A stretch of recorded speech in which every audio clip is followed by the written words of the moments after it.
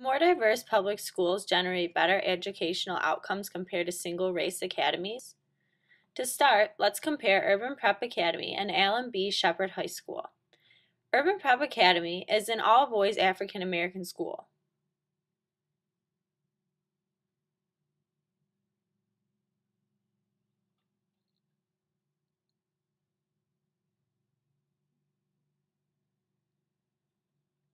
Looking at their PSAE assessments from 2010, only 17% of the students met or exceeded standards compared to 53% of the whole state.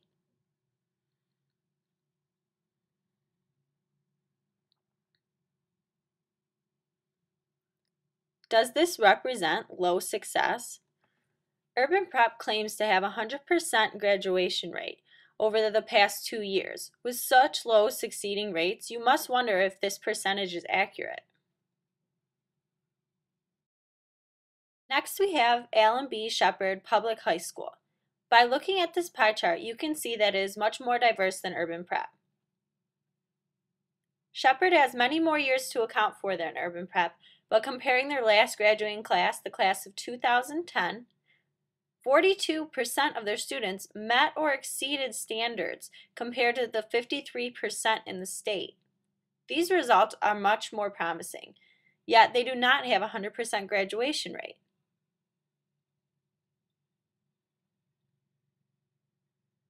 How can this be? Does Shepherd offer more after-school help? Yes, Shepherd has 42 after-school clubs total, including peer mentoring, peer tutoring, science club, speech team, youth and government, NHS, and mathletes.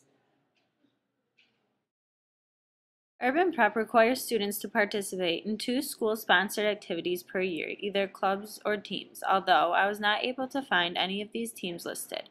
It seems as if these are not readily advertised because their programs are not fully developed.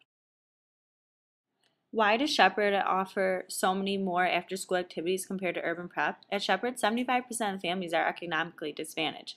At Urban Prep, 95% of the students come from economically disadvantaged families. It has been said that a child's environment can be very inhibiting or promoting to their development. Both of these percentages are very high, but there is still a large gap between the schools. With nearly all of Urban Prep's population being at a disadvantage, I have concluded that they may offer less after-school activities due to low support from their communities and low funding. As Colin Salacha has stated, low-income neighborhoods tend to offer fewer enrichment activities.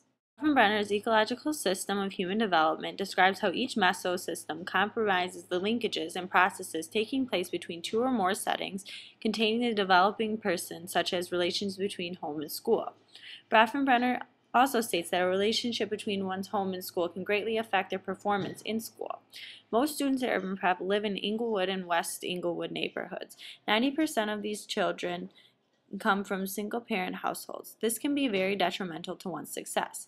Can a school with a majority at a disadvantage make a student want to come back for more every day?